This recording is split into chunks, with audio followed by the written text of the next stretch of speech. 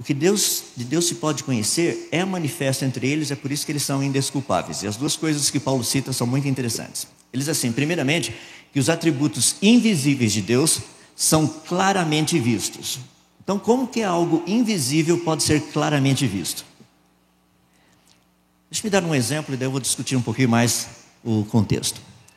Um dos atributos invisíveis de Deus é ser eterno. Isso não é visível, não tem como ver. Deus é eterno, como é que eu sei que Deus é eterno? Ou, pior ainda, o que significa ser eterno? Para que eu e você entendêssemos o que significa ser eterno, que é um atributo invisível de Deus, Ele criou o tempo. Agora, tendo criado o tempo, eu consigo entender o que significa ser eterno. Olha que coisa fascinante. Sem usar o conceito de tempo, não pode usar o conceito de tempo, me explique o que significa sempre. Não pode usar o conceito de tempo. Deixa eu pegar o outro lado, o negativo. Tente explicar o que significa nunca. Imagina Deus chegar para a gente, se Deus não tivesse criado o tempo, e Ele dissesse o seguinte: eu sempre existi. Não faria sentido. O que significa sempre? Deus iria dizer: eu nunca deixei ou deixarei de existir. Senhor Deus, o que significa nunca? Percebe como Deus foi brilhante em ter criado o tempo? Ele criou o tempo para que nós entendêssemos, para que nós víssemos um atributo invisível dele. É por isso que pessoas fazem uma confusão muito grande, né? Chegam para mim e falam assim: quando que Deus veio a existir? Eu falo assim: não, eu vou fazer uma proposta que é mais complicada ainda. Quando o tempo foi criado? Mas você não pode usar o quando, porque ainda não tinha tempo. Rapaz, agora ficou legal, né? Para a gente entender um pouquinho quem é Deus. É espetacular esse nosso Deus que cria essas coisas para nós entendermos quem Ele é, os seus atributos invisíveis, para nós entendermos quem é Deus. Você já imaginou que Deus criou o tempo para que nós entendêssemos o que significa ser eterno? Deus não criou o tempo para a gente criar relógio. Deus não criou tempo para a gente fazer fábricas de relógio e ganhar dinheiro com tudo isso. Não, Ele criou tempo para que nós entendêssemos um dos seus atributos invisíveis.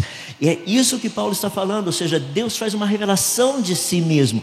Ele mostra que a natureza foi trazida à existência para refletir quem Ele é, os seus atributos invisíveis.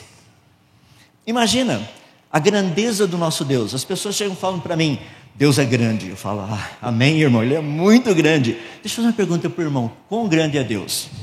Deus é muito grande.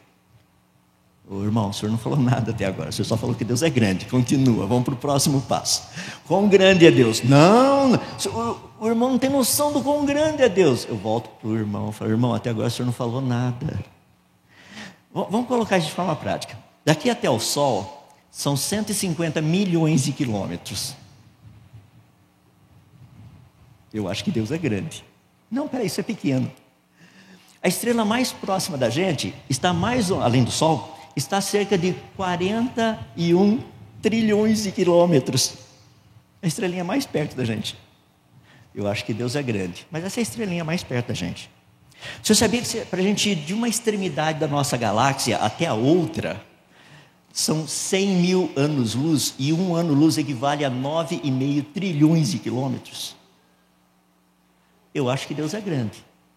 O senhor sabia que a galáxia mais próxima da nossa galáxia está a 2,5 milhões de anos-luz? Lembra que um ano-luz é 9,5 trilhões de quilômetros. Então você vai precisar pegar 2,5 milhões, multiplicar por 9,5 trilhões. Eu falo para o irmão: eu acho que Deus é grande. Ô irmão, sabia que o universo que nós moramos deve ter aproximadamente 93 bilhões de anos-luz? Então você vai precisar pegar 93 bi, multiplicar por 9,5 tri, daí você começa a ter uma ideia do universo. Fala assim: irmão, deixa eu contar para o senhor. Você sabia que a Bíblia diz que Deus mediu os céus a palmos? Imagina tomar uma bolacha do Senhor Deus para você ver o que acontece. Terrível coisa cair nas mãos do Deus vivo. Literalmente. Percebe? Agora nós começamos a ganhar uma noção de quem Deus é. É por isso que todas essas coisas foram trazidas à existência. Porque quando Deus diz que Ele é grande, Ele não está brincando. Ele é um grande Deus. É por isso que Deus nos convida a trabalharmos com Ele. Não é porque nós sejamos capazes, é porque Ele é grande. Não porque nós sejamos inteligentes, mas porque Ele é o Todo-Poderoso sábio. Percebe? A natureza foi criada para isso, para que nós entendêssemos quem é esse Deus. É por isso que os homens são o quê? Indesculpáveis. Eu estou falando, pessoal, foi colocado um novo observatório, o Webb, e mais alguns meses, em julho, ele deve estar totalmente operacional. Rapaz, o que a gente não vai ver? As obras das suas mãos.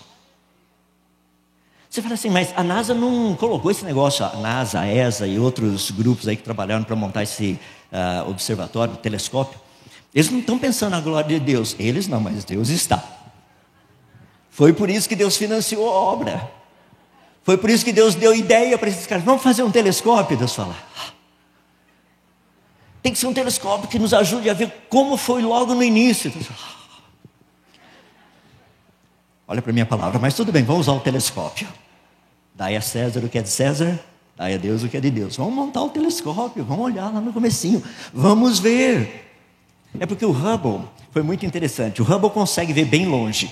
E até agora o que o telescópio Hubble nos mostrou é que o universo foi criado. Então eles querem ir um pouquinho mais longe, porque vão ver, talvez lá longe o universo não tenha sido criado. Porque até onde a gente viu, o universo parece estar completo, complexo e perfeitamente funcional. Parece até Gênesis capítulo 1, quando Deus fala no quarto dia.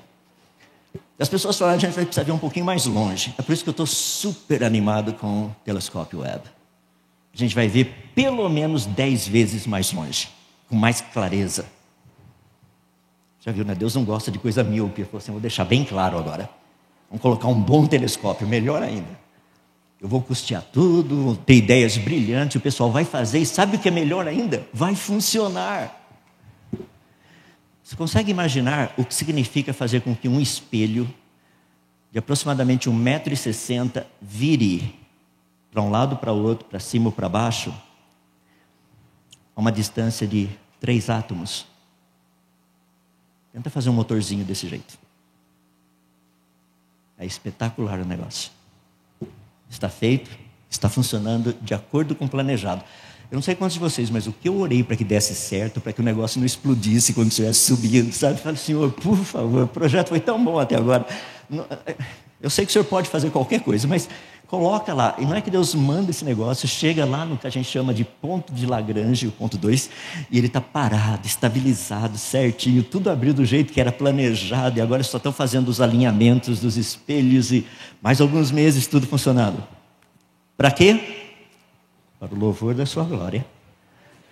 Para que aqueles que o conhecem possam olhar para as imagens, para os resultados dessa pesquisa e falar, Senhor, grandes são as tuas obras. Para que a gente possa olhar para todas essas coisas e falar, não há Deus como o Senhor.